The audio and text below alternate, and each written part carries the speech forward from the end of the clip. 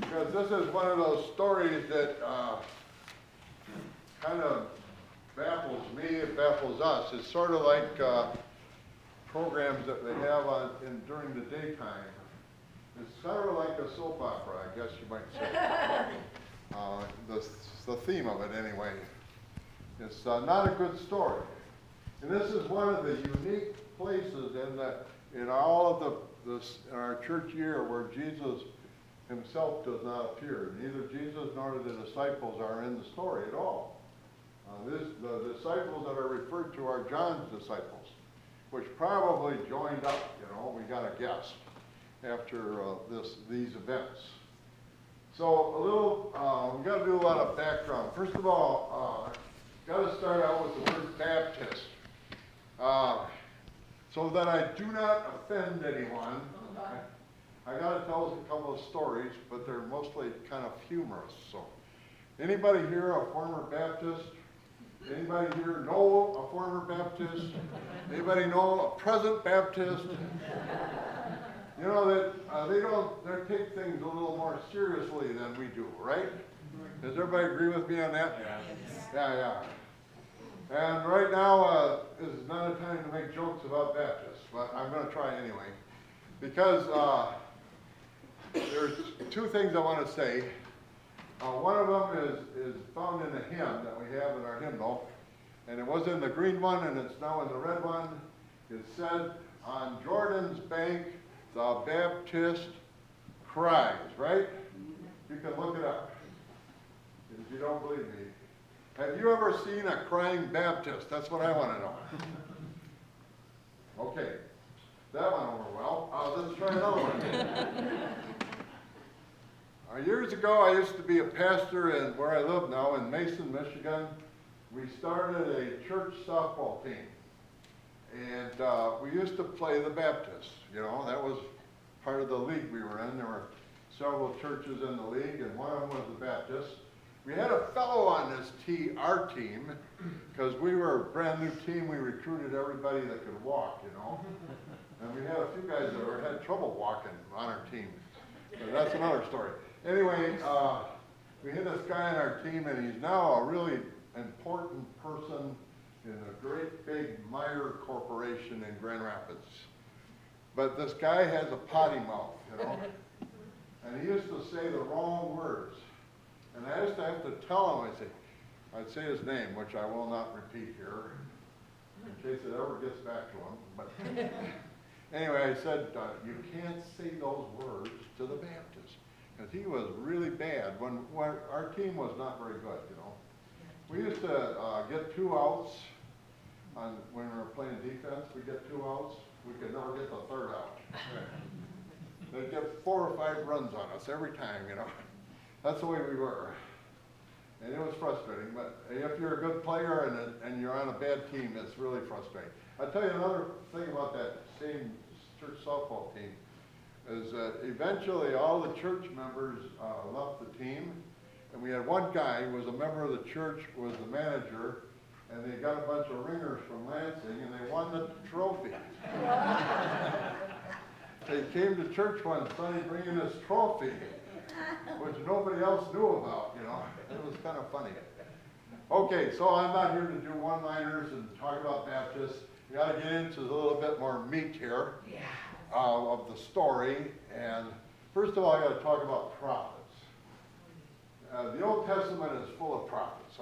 They're the guys that live in a dangerous way, A prophet is a person who's not going to be very popular with the troops, or as we say, the power, with the king.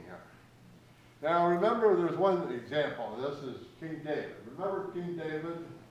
He was standing one night in his balcony. This was in a movie, by the way. And he's standing out there, and he looks out, and there's this woman taking a bath. And so he says, "Wow," and he goes and he gets her to come to his place there, and whatever we wanted to do with your memory, that's what you're going to do with this, because I'm not going to tell you what happens. Anyway, things happened, And so and the bottom line was he got the woman's husband killed. And then God sends this guy, Nathan, to confront David with the sin. And David is confronted. That's what prophets do. Amos was the same way. In our story, he's in the north, in the northern kingdom, and he's telling the king, Jeroboam, you're not gonna make it because you're full of sin. This country, your people are sinning badly, and we're going to take the country away from you. So what do? When you kill the messenger, don't you? When the messenger gives you bad news, you kill the messenger. That's what prophets are. That's why they don't last very long. You know, and pastors can't be a prophet and a priest. Because if you get the people too mad at you, what happens? I'm going to call the Senate again. I'm going to get you out of here, boy. That's what happens. Anyway, prophets. Okay, we've established prophets. Now we got to talk a little bit. Before we get to John, we got to talk about Herod. Now Herod was a puppet king, and he only had a certain part of the region that he was in charge of. He was put there by the Romans. You got to remember that this is an occupied country. The Romans were in charge. And, you know, as we find out later in Jesus' events of Good Friday and so forth, that Pilate was the governor of that part of the world, whereas Herod is up in Galilee, by Lake Galilee, in a place called Tiberias that he developed. That's where his headquarters was. Anyway, the little political stuff here. Herod was also the son of Herod the Great. Herod the Great was the king who did all the building. He built the temple in Jerusalem. He did some other buildings. He did a lot of stuff. He was very important. And he's also the one who dies in 4 BC. Why did he die? Because God made him die, we think. Because what happened? It was about the babies in Bethlehem, remember? When he sent, Herod the Great sent his soldiers to Bethlehem to kill all the little boys. And Jesus and Joseph and Mary were not there, thank goodness. Or we wouldn't be standing here, right? Anyway, Herod the Great died in 4 BC. That's how we date Jesus' birth. That's one scientific way of dealing with Jesus' birth from Herod's death. So that's why we're off a little bit on our numbers, because it should have been 0, you know. 0 should have been 4 BC, but that's something we can't go back and change. Doesn't matter anymore. Okay, so now we got Herod, and now we need to talk about John a little bit. Where do we meet John in the Bible? John the Baptist. Where do we meet him? During what season of the year? This is a trick question. Advent. Advent is hard. It is really hard in the church. I have struggled with this my whole thing. I really think we should change everything, but then I'm just like a voice crying in the wilderness. It's never going to work. Because people in our society are, as soon as Thanksgiving is over, it's what season? Christmas. Our world is Christmas orientated. It doesn't have anything to do with Advent at all. But only in church do we do Advent. And then there's the Advent music. That we got some new ones now in the new hymnal. They're better, but before they were kind of like Lenten hymns, you know, they're kind of quiet, and people didn't like them so much. But anyway, John the Baptist is an Advent figure. He's there. He's Jesus' cousin. Remember, he was Jesus' cousin. They probably grew up together, and they did things together. They learned little stuff together. And they went to school together, maybe. We can reimpose that on our own memory, you know, in our own life. What up together. They're friends, even though they're family, they're close to each other. I had a cousin like that. I don't talk to him anymore, because what happened? You get old and you move on. You get away from it. You got to be so careful nowadays to keep connected with people. Even with all of our conveyances that we have, the internet and the Facebook and all that, it's so hard to keep up, unless you really work at it. Anyway, that was a digression. So, we have John, we have Herod, now we have the party. And King Herod is probably celebrating a significant birthday, we're going to say, right? We've got to guess. Because they throw on all of the good stuff. You got a feeling that these guys were, seems like it was all men, right? Don't you, the way they read the story, do you read that way, that there was all men there at the party? I don't know, maybe there were some women there too. Who knows? But they're having a really good time. And they're probably, reading between the lines now, they were probably imbibing a little bit, right? They drank, what did they drink? They drank wine. It's in the Bible. The story of Jesus at Cana, so they had wine. They were drinking wine. And sounds like Herod must have had a little bit too much wine, right? Are you with me on that? Oh yeah. Good. He wasn't thinking real clear. Because you know what happens with alcohol, it sort of distorts your perspective. And things that you might not say, you will say, you know, when you have this kind of intoxication principle working on your body, on your mind. So Herod was a little bit too free and easy there.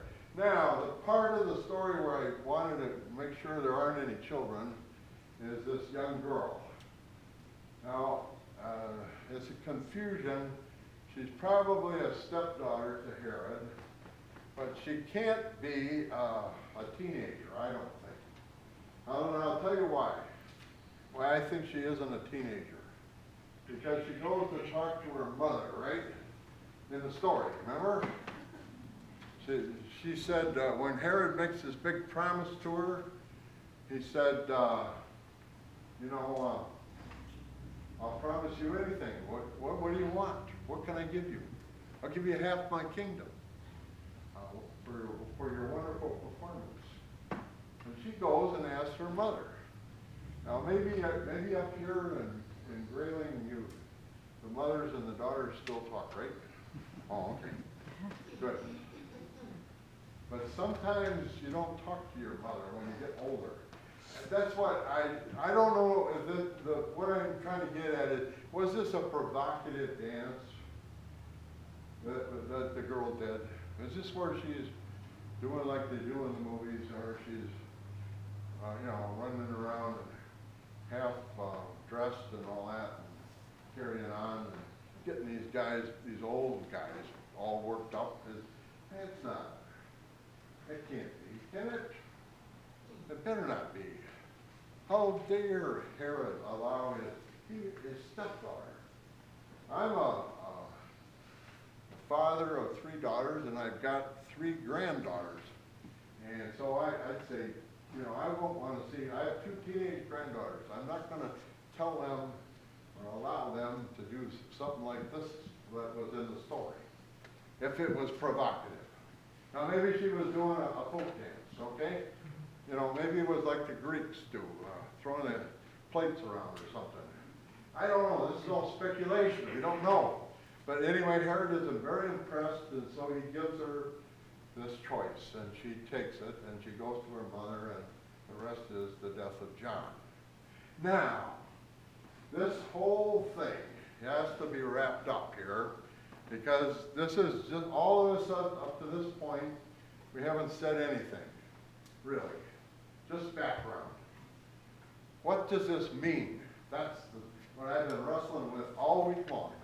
Because when I start working on a sermon, start on Sunday night, and I work on it all week long. It's up here. I work on it. what does this story mean? Why is it in our lectionary? Why did Mark put it in the Bible? Because he wrote about it. Why? Certainly John the Baptist is an important figure in the history of the Christian church. No problem there. But why at this particular time? And I don't have a really good answer to that. The answer I came up with is what I'm going to tell you. Is that it does reflect upon the death of Jesus, which is something that happened way for us in the spring, at Good Friday. But we have to remember again that there's a lot of parallels between Jesus and John in their life and in their ministries together. We just had a feeling that these two guys grew up together, they were close, and that they worked together, and that John was sent by God to point toward Jesus, and then Jesus takes over in the ministry, and in the healing, and in the life. I got to tell you, we had an intern in our church, and he was really kind of a spectacular guy. He just finished his seminary in Luther Seminary in St. Paul, and he lives in Colorado, and he got a church, and he got ordained a couple of weeks ago out in Colorado. And one of the things he did at this ordination was to take off his shoes. He's standing on holy ground. That's what he says all the time. He likes to walk around barefoot because I'm standing on holy ground. And it just, that's always inspired me ever since. Because this church, this building is holy ground. That every church in every building is holy ground. All the places we go when we leave this place we worship in is holy ground. When we take Christ out into this world that we live in today and tomorrow and in the future, this is holy ground we're standing on. We are holy people. We've been called by God to follow him and to be his disciples. And you know, if somebody does something for you, you have a debt to pay for the rest of your life. And every one of us can say that about our parents and our grandparents and our teachers and our pastors and all the people that mentored us as scout leaders and so forth, that got us to this point in our life. We have a debt to pay, but we also have a bigger debt to pay to God for sending Jesus to die for us. And that's what keeps us going every day. That's why we're here today, to worship God and have God be our God wherever we go, whatever ground we stand on.